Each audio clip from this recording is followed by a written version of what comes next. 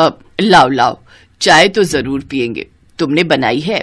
जी मैंने बनाई है, और ये साथ में पकौड़े भी लीजिए प्लीज, ये भी मैंने बनाए हैं। अरे वाह, तब तो जरूर चखेंगे। ये कहानी है आरती की। आरती बहुत सुंदर और संस्कारी लड़की थी। वो अपने माता पिता के साथ गांव में रहती थी। उसके पिता किसान थे जो सब्जियां उगाते थे। उस दिन आरती के लिए उसके घर रिश्ता आया था। सुमन अपने बेटे आकाश का रिश्ता आरती के लिए लाई थी। आरती ने बड़े ही प्यार से सबके लिए चाय और पकौड़े बनाए थे। फिर जैसे ही सुमन ने पकौड़ा चखा, बढ़िया बनाए हैं। जी, मेरी बेटी खाना बहुत ही अच्छा बनाती है। उसके हाथ के खाने की सभी लोग तारीफ करते हैं। ये तो बहुत अच्छी बात है बहन जी। अब तो आप झट मंगनी और पट ब्याह की तैयारी करो। कुछ दिनों के बाद ही आकाश और आरती की शादी हो गई। आकाश शहर में चाय पकौड़ों का ठेला लगाता था। वो पकौड़े बेचकर आराम से अपने घर का गुजारा कर लेता था। फिर शादी के 2 दिन बाद क्या हुआ, आप बड़ी जल्दी जग गए? मैं तो रोज इसी समय जग जाता हूँ। सबसे पहले अपना ठेला साफ करता हूँ और फिर पकौड़ों की तैयारी करता हूँ। फिर ठेला लेकर नाश्ते के समय तक बाजार पहुंचना होता है ना। देर हो गई तो ग्राहक निकल जाएंगे अपने अपने काम पर, बिना मेरे ठेले पर नाश्ता किए। बस इसीलिए जल्दी जागना पड़ता है। और वापस कब आते हो आप? ये तो ग्राहकों के ऊपर है। जिस दिन अच्छी बिक्री हो गई उस दिन दोपहर तक आ जाता हूँ, वरना कई दिन तो शाम भी हो जाती है। ठीक है, चलिए मैं आपकी कुछ मदद करा देती हूँ। तुम क्या करोगी? जाओ सो जाओ। नहीं, आप इतना काम अकेले करेंगे और मैं सो जाऊं, ऐसा कैसे हो सकता है? इसके बाद आरती ने सबसे पहले आकाश के साथ उसका ठेला साफ करवाया। अरे वाह, सच में आज तो सारा काम बहुत जल्दी हो गया। कैसे नहीं होगा, बड़े बुजुर्ग कहते हैं ना, एक से भले दो।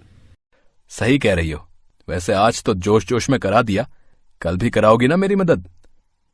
हाँ, क्यों नहीं, पत्नी हूँ आपकी, हर सुख दुख में हमेशा आपका साथ निभाऊंगी। आरती की बात सुनकर आकाश मुस्कुरा दिया और फिर अपना ठेला लेकर बाजार की तरफ चल दिया। उस दिन आकाश रोज के मुकाबले बहुत जल्दी अपनी जगह पर पहुंच गया था, जिससे हुआ ये कि सुबह सुबह काम पर जाने वाले ज्यादातर लोग उसके ठेले पर आए और उस दिन आकाश की अच्छी खासी बिक्री हुई। फिर वो दोपहर में 1 बजे ही सारे पकौड़े बेचकर घर वापस भी आ गया। अरे, आज बहुत जल्दी आ गया बेटा, क्या हुआ, सब ठीक है? ठीक नहीं माँ, सब बहुत ही बढ़िया है। इसके बाद आकाश ने एक सांस में अपनी माँ सुमन को सारी बात बता दी, जिसे सुनकर सुमन भी बहुत खुश हुई। अब तो हर रोज आकाश और आरती सुबह जल्दी उठते और आकाश जल्दी ही अपना ठेला लेकर निकल जाता। शुरू में तो आकाश की खूब कमाई हुई, लेकिन फिर एक दिन आकाश सीधा शाम को 4 बजे घर आया और उसका मुंह उतरा हुआ था। क्या हुआ जी, आज बहुत देर कर दी? और ये क्या, ठेले पर सारा सामान तो वैसे का वैसा ही है। पता नहीं क्या हो गया है आरती, अब लोग मेरे ठेले पर नहीं आ रहे। क्यों, आसपास कोई और ठेला लगने लगा है क्या? हाँ, ज्यादातर लोग वहीं जाते हैं और मेरे पास बस अब कुछ नए ग्राहक ही आते हैं। पता नहीं उस नए ठेले वाले ने क्या जादू कर दिया है सब पर। अपने पति को परेशान देखकर आरती भी परेशान हो गई, लेकिन उसने ठान लिया कि वो अपने पति की परेशानी दूर करके रहेगी। ये सोचकर अगले दिन आकाश के जाने के बाद वो भी तैयार होकर बाजार की तरफ निकल पड़ी। वो सीधा आकाश के ठेले पर गई और फिर, अरे आज यहाँ आओ, बैठो, मैं तुम्हारे लिए चाय लाता हूँ। नहीं, बस एक पकौड़ा खिला दो, मैं वही खाने आई हूँ। एक क्यों, सारे खाओ। ये कहकर आकाश ने गर्मा गर्म पकौड़ों की प्लेट लगा कर दी। आरती ने खूब स्वाद लेकर वो पकौड़े खाए और फिर आरती उस नए पकौड़े वाले के पास गई जिसने आकाश के सारे ग्राहक उससे छीन लिए थे। वहां उसने देखा कि असल में उस ठेले पर मिर्च के पकौड़े तले जा रहे थे, जिन्हें खरीदने के लिए लोगों की भीड़ लगी थी। तो आरती ने भी एक प्लेट ऑर्डर की और फिर, अच्छा तो ये है राज, यहाँ के लोगों को तीखे पकौड़े चाहिए। अब समझी। इसके बाद आरती वहीं से सीधा अपने मायके चली गई। उसे देखकर उसकी माँ फूलवती और पिता राधेश्याम बहुत खुश हुए और फिर, पापा मुझे आपकी एक मदद चाहिए। क्या हुआ बेटी, सब ठीक तो है? हाँ पापा, आप एक काम करो, अब आप अपने खेत में तीखी मिर्च की खेती करो। अच्छा, खेती तो मैं कर लूंगा। प्रधान जी से कहकर बीज का इंतजाम भी हो जाएगा, पर इतनी सारी मिर्च खरीदेगा कौन? मैं खरीदूंगी पापा, सारी की सारी, बस मिर्च तीखी होनी चाहिए। इसके बाद आरती वापस लौट आई। ग्राहक कम होने से आकाश की माली हालत खराब होती जा रही थी। फिर ठीक 2 महीने बाद आरती अपने मायके से 2 बोरी भरकर मिर्च अपने ससुराल ले आई और आकाश के ठेले के लिए वो खुद उन तीखी मिर्चों के पकौड़े बनाने लगी। आकाश का काम अब सिर्फ आवाज लगाकर ग्राहकों को बुलाना, आओ आओ खा लो तीखी मिर्ची के पकौड़े, दुनिया के सबसे तीखे पकौड़े, आओ आओ। आकाश की आवाज सुनकर वाकई बहुत सारे ग्राहक उसके ठेले के पास जमा हो गए और फिर देखते ही देखते ठेले पर मौजूद सारे पकौड़े बिक गए। और फिर ठीक 1 साल बाद आहा भाई, मजा आ जाता है यहाँ के पकौड़े खाकर, वाह वाह वाह वाह, आहा। दुकान पर खड़ा हर ग्राहक यही बात कर रहा था और उधर काउंटर पर, अब तुम संभालो आरती, मैं जरा गांव जाकर मिर्च ले आता हूँ। हाँ, और सुनो, ये 25,000 रुपए लेते जाओ, पापा को दे देना 10 बोरे मिर्च के लिए। वैसे अपने पापा के लिए मुझे लूट तो नहीं रही हो तुम? हाँ, लूट रही हूँ, अब जाओ जल्दी। भगवान करे सबको ऐसी ही लुटेरी पत्नी मिले।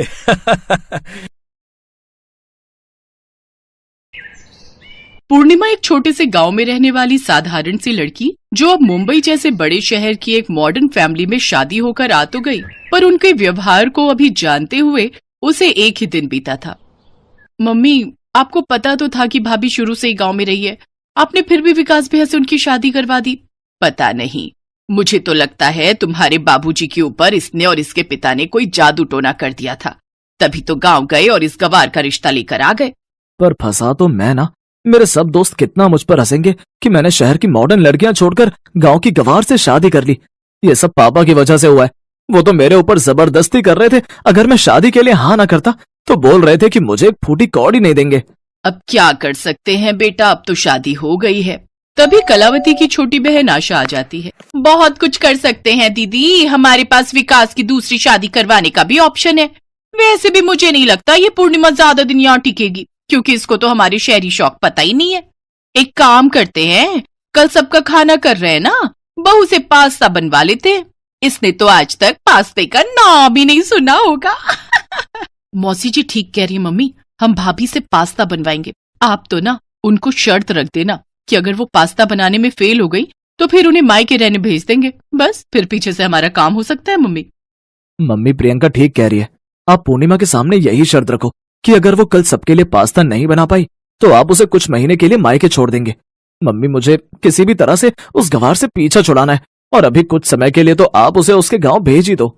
सबने मिलकर सोच लिया था कि किसी भी तरह पूर्णिमा को उसके मायके भेज कर ही रहेंगे। शाम को कलावती ने पूर्णिमा को अपने कमरे में बुलाया और बोली, पूर्णिमा, कल जो हमारे घर मेहमान आ रहे हैं उनमें तुम्हारे ससुर जी के भी दोस्त हैं और विकास के भी, तो इसलिए कल तुम्हें सबके लिए स्पेशल पास्ता रेडी करना है। तुम्हें पास्ता बनाना आता है ना? पास्ता? वो मैं... क्यों, कोई परेशानी है? देखो, कल अगर तुम पास्ता बनाने में फेल हो गई और तुम मेहमानों के लिए पास्ता नहीं बना पाई तो हमारी ये शर्त रहेगी कि तुम अगले 6 महीने तक अपने मायके में रहोगी और फिर तुम जब तक सारा शहरी खाना, पास्ता, नूडल, पिज्जा, चाउमीन वगैरह वगैरह बनाना सीख नहीं जाओगी तब तक यहाँ वापस मत लौटना। अरे दीदी, पहले बहू को पास्ता बनाने तो दो, क्या पता ये बना ले और इसे मायके जाने की नौबत ही ना आए। जाओ बहू, तुम कमरे में जाकर आराम करो, कल फिर सबके लिए पास्ता भी बनाना है ना। पूर्णिमा अपने कमरे में चली जाती है। कलावती और आशा एक दूसरे को देखकर हंसने लगती हैं। अगले दिन रसोई में पास्ता बनाने की कोई तैयारी नहीं थी और ना ही पूर्णिमा की कोई मदद कर रहा था। पूर्णिमा अकेले ही रसोई में खड़ी थी। तभी उसके ससुर अपने हाथों में कुछ थैले पकड़े हुए वहां आ जाते हैं। पूर्णिमा बहू, ये लो पास्ता बनाने का सारा सामान। मैंने जो जो समझ में आया सब कुछ खरीद लिया। अब ये सब मिलकर बनाते रहते हैं तो मुझे इतना तो पता ही रहता है कि पास्ता में क्या क्या सामग्री डलती है, पर बनाना मुझे नहीं आता। ये कोशिश तो बहू तुम्हें खुद ही करनी होगी। पापा जी, आपने मेरे लिए इतना सोचा, मेरे लिए यही बहुत बड़ी बात है। पापा, मुझे आशीर्वाद दीजिए कि मैं इस परीक्षा में पास हो जाऊं। बिल्कुल बहू, मेरा आशीर्वाद तुम्हारे साथ है। तुम इस परीक्षा को जरूर पास करोगी। अब समय आ गया है बहू, सबको पता चल जाना चाहिए कि हमारी बहू कौन है। सब लोग हॉल में नई बहू के हाथ का पास्ता खाने का इंतजार कर रहे थे। मम्मी, मैं एक बार किचन में देख कर आती हूँ, भाभी से पास्ता बना भी है या नहीं। वैसे मुझे नहीं लगता कि उन्होंने पास्ता बनाया होगा, वो तो देसी खाना ही बनाना जानती हैं। हाँ हाँ, देख कर आ कि आखिर रसोई में इतनी देर से कर क्या रही है। प्रियंका जैसे ही किचन में जाने लगती है, तभी वो पूर्णिमा को अपने हाथ में पास्ता सजाकर लाते हुए देखती है। पास्ते की खुशबू पूरे घर में फैल रही थी। अरे वाह, बहू, पास्ते की खुशबू तो बहुत बढ़िया आ रही है। अब जल्दी जल्दी मेहमानों को सर्व कर दो और मुझे सबसे पहले देना। हाँ जी पापा जी। वैसे मम्मी जी, आपके पास्ते में ऊपर से कुछ स्पाइसेस जैसे चिली फ्लेक्स, ऑरिगेनो वगैरह ज्यादा छिड़कना है या फिर आप अपने टेस्ट के अकॉर्डिंग ले लोगे? विकास, मैंने आपके लिए रेड सॉस पास्ता भी रेडी किया है। मुझे पता है आपको रेड सॉस पास्ता बहुत पसंद है, एक्स्ट्रा चिली के साथ। और प्रियंका, मैंने तुम्हारा भी अलग पास्ता बना दिया है जिसमें वेजिटेबल्स कम है। ये लीजिए पापा, आपका हल्के मसाले वाला पास्ता। मैंने सबके टेस्ट के अकॉर्डिंग अलग अलग पास्ता रेडी कर दिया है। मौसा जी, ये लीजिए आपका पास्ता। मैंने साथ में और भी डिशेस बनाई हैं, वो भी आप टेस्ट करके देखिएगा। हाँ, पर तुम इतना सब कुछ। पूर्णिमा पास्ता बनाना जानती है और वो भी इतनी तरह के, ये बात कुछ समझ नहीं आ रही। तुम ठीक कह रही हो दीदी, अभी तक ये माजरा मुझे भी समझ में नहीं आ रहा।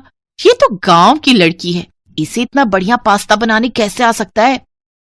मम्मी, पास्ता तो बहुत टेस्टी बनाया है भाभी ने। इसका तो टेस्ट ऐसा लग रहा है जैसे किसी फेमस शेफ ने बनाया हो। पूर्णिमा के ससुर अपने कुछ जान पहचान के लोगों को पूर्णिमा से मिलवाते हैं। उन्हीं मेहमानों में से एक औरत पूर्णिमा का नाम लेते हुए बोली, शेफ पूर्णिमा, आपकी बहू है best chef of the year का ताज पहनने वाली शेफ पूर्णिमा। मुझे तो सचमुच तुमसे मिलकर बहुत खुशी हो रही है। तुमने जो रेसिपी अपनी साइट पर डाली थी ब्रेड का पिज्जा बनाने वाली, वो मुझे बहुत पसंद आई थी। मैंने उसे ट्राई भी किया, बहुत टेस्टी बना था वो। Thank you aunty. वैसे जब से अभी शादी हुई है तब से तो मैंने अपनी साइट खोल कर ही नहीं देखी, कुछ काम ही नहीं किया उस पर। अब फिर से कंटिन्यू करूंगी। और थैंक यू, आप सबके प्यार से मुझे इतनी प्रेरणा मिलती है कि मैं आगे और भी नई नई रेसिपीज डालती रहूंगी। पूर्णिमा की बातें सब गौर से सुन रहे थे। सब लोग हैरान रह गए कि जिस पूर्णिमा को वो गांव की गंवार समझ रहे थे, वही गांव में पली बढ़ी पूर्णिमा अपने हुनर से बहुत सी कुकिंग प्रतियोगिताएं जीत चुकी थी और शेफ ऑफ द ईयर का अवार्ड भी उसे मिल चुका था। सब लोगों के जाने के बाद पूर्णिमा अपने बारे में बताती है, पापा जी ने ही मुझे मना किया था कि मैं आप सबको अपनी सच्चाई ना बताऊं। आप सबने मुझे प्यार दिया ही नहीं। आप सबने सोचा ये तो गांव की लड़की है, इसे कुछ नहीं आता होगा। पर ऐसा नहीं है मम्मी जी, गांव की लड़कियां भी बहुत पढ़ी लिखी हो सकती हैं, अच्छे मुकाम पर पहुंच सकती हैं। मुझे बस आप सबकी सोच को बदलना था। शायद आप सबकी सोच अब बदल चुकी होगी, पर मुझे सचमुच इन कुछ दिनों में बहुत दुख हुआ। किसी ने भी मुझसे प्यार का एक शब्द तक नहीं बोला। सब मुझसे नफरत ही करते रहे, मुझे इस घर से निकालने की कोशिश करते रहे। मैं अपना घर छोड़कर यहाँ आई आप सबका प्यार पाने के लिए, अपनी पूरी जिंदगी यहाँ बिताने के लिए।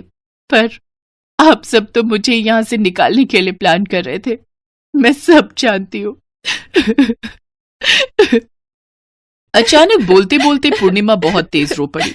उसके साथ साथ कलावती, प्रियंका, आशा सब रो पड़ी। विकास को भी अपनी गलती पर बहुत पछतावा था। सब बहुत शर्मिंदा थे कि उन्होंने पूर्णिमा के साथ कितना बुरा व्यवहार किया। सब पूर्णिमा से माफी मांगते हैं। हमें माफ कर दो पूर्णिमा बहू, हम सचमुच बहुत गलत थे। हमने तुम्हारे साथ बहुत गलत किया। आई एम सॉरी भाभी। रो मत बहू, हम सचमुच अपनी गलती पर बहुत शर्मिंदा हैं। मैंने भी गलत किया, मुझे माफ कर दो पूर्णिमा। I am so sorry. सबको अपनी गलती का एहसास था। इसके लिए पूर्णिमा सबको माफ करके अपने जीवन की नई शुरुआत करती है।